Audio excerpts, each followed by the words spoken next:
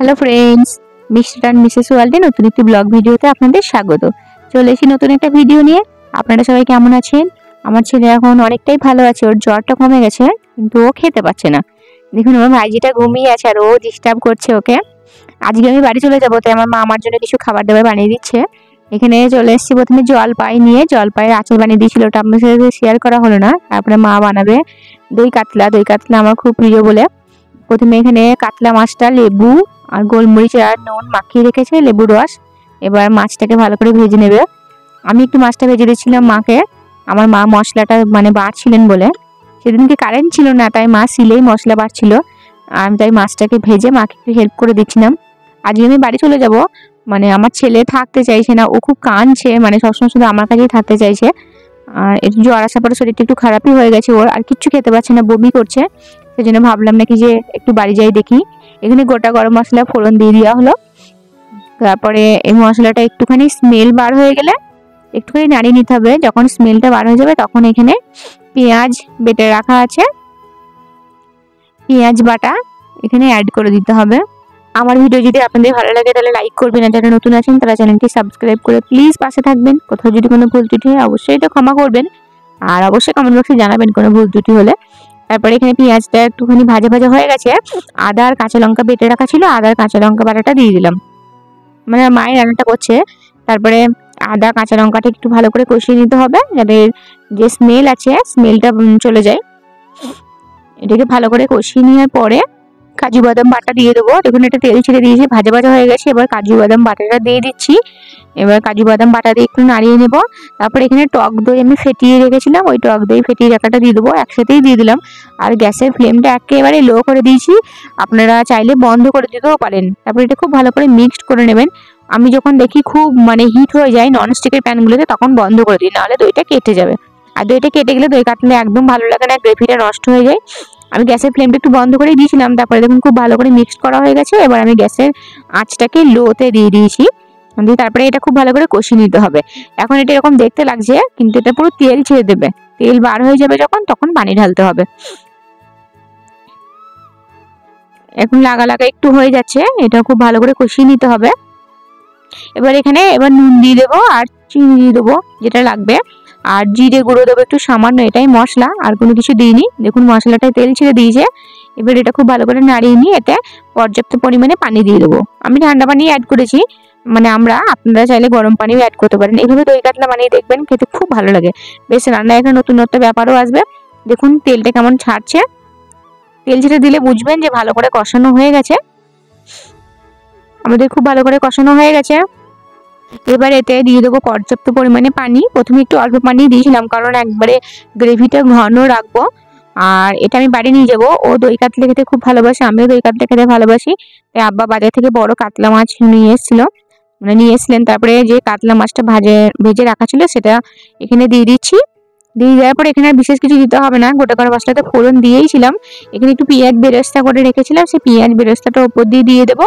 আর সামান্য একটু গরম মশলার গুঁড়ো দিয়ে দেবো। পেঁয়াজ বেরেস্তা দিয়ে দিয়েছি, আর একটু গরম মশলার গুঁড়ো দেবো, যেটা সাই গরম মশলা বলে, ওটা দিলে খুব সুন্দর স্মেল হয়। আমার ঝোলটা ঘন হয়ে গেছে, এবার আমি নামিয়ে নেবো, আমার হয়ে গেছে। তারপরে আমার মা বানিয়েছিলেন চিলি চিকেন। চিকেন তো ম্যারিনেশন করে রাখা হয়েছিল, ওটা সামান্য কিছু মশলা দিয়ে যেরকম ম্যারিনেশন করে রাখে সেরকম ম্যারিনেশন করে রেখে ভেজে নেওয়া হয়েছে। তারপরে এখানে রসুন কুচি, আদা কুচি আর কাঁচা লঙ্কা কুচি ভালো করে দিয়ে ভেজে নিতে হবে। চিকেনে তেমন কিছু না, সামান্য একটু ভিনিগার দিয়ে নুন দিয়ে ভিজিয়ে রাখার পরে ধুয়ে নেওয়া হয়েছে। তারপরে ওতে গরম মশলার গুঁড়ো আর একটু সয়া সস, লবণ, হলুদ গুঁড়ো আর আদা রসুন বাটা দিয়ে একটু ম্যারিনেশন করে রাখার পরে কর্নফ্লাওয়ার ডিম দিয়ে বাইন্ডিং করে নেওয়া হয়েছে। তারপরে এখানে পেঁয়াজ রসুন এগুলো ভাজা হয়ে গেলে, আদা রসুন কাঁচা লঙ্কা, তারপরে ক্যাপসিকামটা দিয়ে দিয়েছি, পেঁয়াজ দিয়ে দিয়েছি। ক্যাপসিকাম পেঁয়াজ যে একটুখানি নরম হয়ে যাবে, একটু ভালো করে ভেজে নেব। এটা সামান্য নুন অ্যাড করে দিচ্ছি, তাহলে তাড়াতাড়ি নরম হয়ে যাবে। একটুখানি যেই ভাজা হয়ে যাবে, তারপরে এতে সস রেখে দিয়েছি মিক্সড করে, ওই সস দিয়ে দেবো। প্রথমে একটু সয়া সস দিয়ে দিচ্ছি। সয়া সসটা অন্যান্য সসের সাথে মিক্স করে দিতে পারেন, আমি এইভাবে দিলাম। আর একটু ভিনিগার দিয়ে দিয়েছিলাম। এখানে বিভিন্ন ধরনের সসগুলো রেখেছিলাম, tomato sauce, red chilli sauce, green chilli sauce, খুব ভালো করে দিয়ে সসে একটু কষিয়ে নিলাম ভালো করে। এটা নরম হয়ে যাবে পেঁয়াজটা। তারপরে খুব বেশিক্ষণ কষাবেন না, খুব বেশিক্ষণ কষালে নরম হয়ে যায়। আমার চিলি চিকেনে এই ক্যাপসিকাম পেঁয়াজ নরম হয়ে গেলে খেতে ভালো লাগে না। এই সসেই 2 মিনিট মতো ফুটবে। তারপরে এই যে চিকেনগুলোকে ভেজে রেখেছিলাম, এখানে সামান্য পরিমাণ চিনি দিয়ে দিলাম ব্যালেন্স করার জন্য।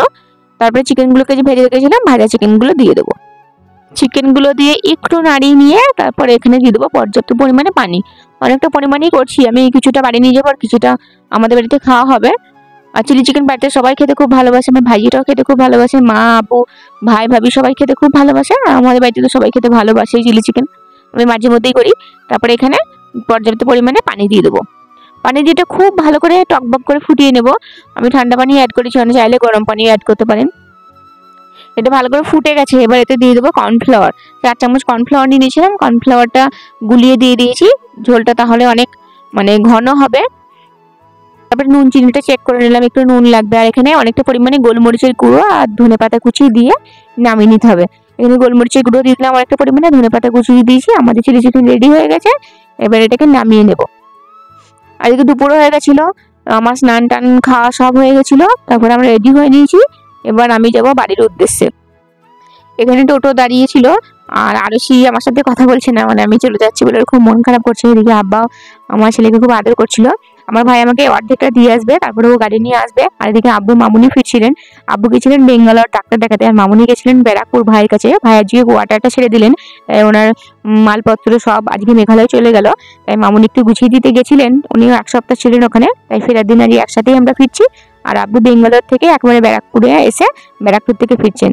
আর এদিকে ট্রেন চলে এসছে, থেমে গেছে। আমার ভাই ব্যাগগুলো নামাচ্ছে আর ও চলে এসছে গাড়ি নিয়ে আমাদেরকে নিতে। আব্বু একটু শরীরটা খারাপ, উনি এতগুলো ব্যাগ বোয়াতে পারবেন না, সেই জন্য ও চলে এসছে। আর আমার ভাইও আমার ব্যাগগুলোকে নিয়ে গেল। তারপরে গাড়িতে মালগুলো সব তুলে নিলাম। ড্রাইভার নিয়ে এসছে, ও গাড়ি চালাতে পারে না, একটু গাড়ি চালাতে যাওয়া পারে, ও সাহস করে ড্রাইভিং লাইসেন্স হয়নি বলে নিজে বার করে না গাড়ি। তারপরে আমরা গাড়ি করে বাড়ি চলে এসেছি। আমার ছেলে তো বাড়ি এসে একটু ফ্লেক্সিবল হচ্ছিল। তারপরে বাড়ি এসে আর এক বিপদ, ছেলেকে রেখে এখানে দেখুন ওকে ড্রেসটা চেঞ্জ করে দিয়েছি। ড্রেস চেঞ্জ করে দেওয়ার পরে ওকে বসিয়ে রেখেছিলাম, ওর হাতে আবার চা পড়ে গেছে। চাটা খুব গরম ছিল না বলে হাতটা পড়েনি, কিন্তু খুব কাঁদছিল। এই দেখুন জলপাইয়ের আচার, এখানে একটা জলপাইয়ের তেল, একটা সর্ষে দিয়ে যে তেল আম টাইপের করে এরকম তেল জলপাই একটা করা হয়েছে। আর এখানে একটা জলপাইয়ের মিষ্টি আচার করা হয়েছে, আচারগুলো খুব টেস্টি হয়েছে। আব্বু এসে খেলেন, খুব নাম করছিলেন। তারপরে এটা টক ঝাল মিষ্টি একটা জলপাই আচার হয়েছে, রেসিপিগুলো একদিন আপনাদের সাথে শেয়ার করব। এখানে আমার ভাই আমার ছেলেকে একটা খেলনা কিনে দিয়েছে, এখানে একটা ছোট্ট কটা পুঁশি শুয়ে আছে দেখুন। আর এই পেটে একটা ওই যে স্টিকার দিয়ে আছে, ওখানে একটা সুইচ আছে, এই সুইচটাকে টিপে দিলেই ও মেও মেও করে আওয়াজ করছে। আরাফের এটা খুব পছন্দ হয়েছে, আরাফ ভাবছে ওর সত্যি একটা পুঁশির বাচ্চা ও পেয়েছে, আর ও এটা নিয়ে বেশ খেলছেও। আর দেখতে জিনিসটা খুব কিউট, এটার জন্য নিয়ে এসেছি, ভাই আরাফকে কিনে দিয়েছে। আর এর নিচে একটা তোষক মতো যেটা আছে ওটা ফিক্সড, ওর সাথে আঠা দিয়ে আটকানো আছে, এটা ব্যাটারি অপারেট করা যাবে, এই জিনিসটাকে খুলে অপারেট করতে হবে। তারপরে মা যে খাবারগুলো দিয়েছিল সেগুলো সব আনবক্সিং করে নিয়েছি, এগুলো ফ্রিজে ভরে দেবো বাদ বাকি। আর যেগুলো এখানে একটা ছোলার ডালে পুরো দিয়েছিল, দই কাতলা দিয়েছিল, চিলি চিকেন দিয়েছিল। আর এই ছোলার ডালের পুরটা দিয়ে একটু ডালপুরি বানাবো, তাই ও একটু ময়ান দিয়ে রেখেছিল, লেচি কেটে রেখেছে। আমি এবার ডালপুরিগুলো বানিয়ে নেব, তারপর রাতে খেয়ে নেব। ডালপুরিটা খেতে খুব ভালো হয়েছিল।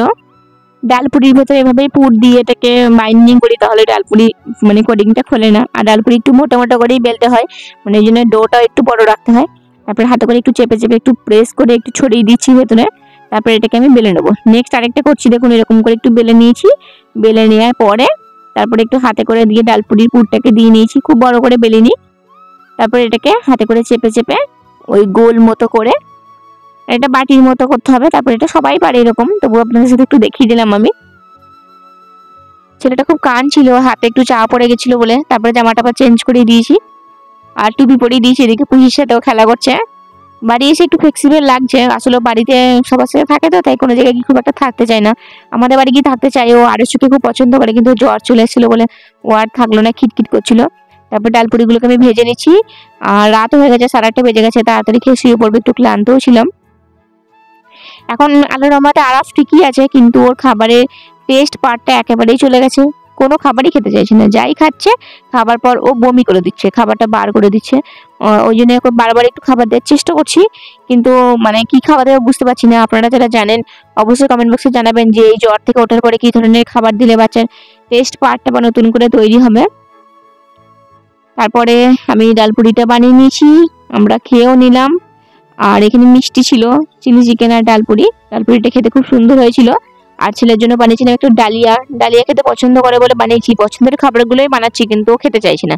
খাবারটা প্রথমত অর্ধেক খাচ্ছে, অর্ধেক খাওয়ার পর আবারও বমি করে দিচ্ছে। তারপর ওকে খাইয়ে দিয়ে উপরে নিয়ে চলে এসেছি। সব ভুলে গেছে, কিন্তু এই জায়গাটা ভুলেনি, এই জায়গায় যে খুলতে হয় কাঁচটা সেটাও ভুলেনি। চলুন তাহলে ভিডিওর আজকের মতো এখানেই শেষ করি। আপনারা ভালো থাকবেন, সুস্থ থাকবেন। আর আমার ভিডিও যদি আপনাদের ভালো লাগে তাহলে একটি লাইক করবেন। আর যারা নতুন আছেন তারা চ্যানেলটি সাবস্ক্রাইব করে অবশ্যই পাশে থাকবেন। কোথাও যদি কোনো ভুল ত্রুটি হয় অবশ্যই ক্ষমা করবেন। দেখা হবে পরবর্তী ভিডিওতে। ধন্যবাদ।